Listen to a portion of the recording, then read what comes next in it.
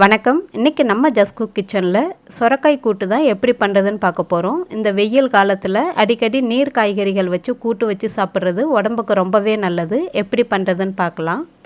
ஒரு குக்கரில் 3 ஸ்பூன் அளவுக்கு சிறுபருப்பு, அதாவது பைத்தம்பருப்பு எடுத்திருக்கேன்.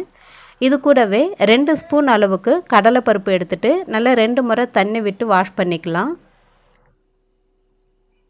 இது நல்லா கழுவி எடுத்ததும் அது கூடவே தேவையான அளவு தண்ணீர் சேர்த்துட்டு ஒரு மீடியம் சைஸ் வெங்காயம் கட் பண்ணி எடுத்திருக்கேன். ஒரு மீடியம் சைஸ் தக்காளி, நான் ஒரு சின்ன சைஸ் சுரக்காயை இந்த மாதிரி தோலை சீவிட்டு சின்ன சின்னதாக துண்டு துண்டுகளாக நறுக்கியிருக்கேன். அதையும் இந்த பருப்பு கூடவே சேர்த்துடலாம். ஒரு அரை டீஸ்பூன் அளவுக்கு மஞ்சள் தூள் சேர்த்துட்டு தேவையான அளவு தண்ணீர் சேர்த்து ஒரு 3லேருந்து 4 விசில் வரைக்கும் மிதமான தீயில வச்சு வேக வச்சு எடுத்துக்கலாம்.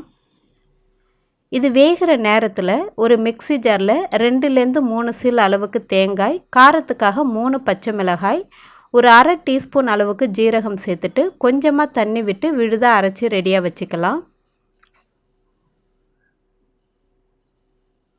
இப்போது இந்த கூட்டில் காய்கறி பருப்பு எல்லாமே நல்லா வெந்து வந்திருக்கு. இது கூடவே நம்ம அரைச்சி எடுத்துருக்கிற அந்த பச்சை மிளகாய், தேங்காய், ஜீரகம் விழுதையும் இது கூட சேர்த்துட்டு நல்லா கலந்து விட்டுடுங்க.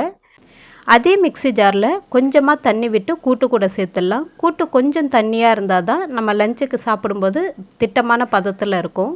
சுவைக்காக கொஞ்சமாக உப்பு சேர்த்துட்டு கரெக்டாக ஒரு 3 நிமிஷம் கொதிக்க வச்சுடுங்க. அதுக்கு பிறகு நம்ம தாளிச்சிடலாம்.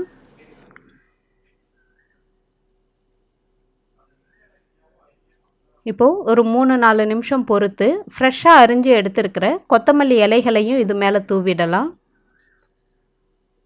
கொத்தமல்லி இலை தூவிட்டு கடைசியாக இப்போ நம்ம தாளிக்க போகிறோம். ஒரு சின்ன கடாயில் 1 டேபிள் ஸ்பூன் அளவுக்கு எண்ணெய் சூடு பண்ணிவிட்டு கொஞ்சமாக கடுகு, ஒரு 4-5 பூண்டு பற்களை தோலோடு தட்டி சேர்த்துக்கோங்க. கூட்டு நல்லா வாசனையாக நல்லாயிருக்கும்.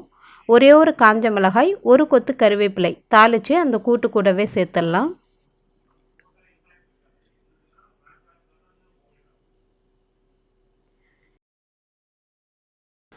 இப்போது ரொம்பவே சூப்பராக கூட்டு தயாராகிடுச்சு. இந்த கூட்டை நீங்கள் சூடான சாதத்தோடையோ இல்லை வத்த குழம்பு சாதத்தோடையோ வச்சு சாப்பிடும்போது ரொம்பவே டேஸ்டியாக நல்லாயிருக்கும்.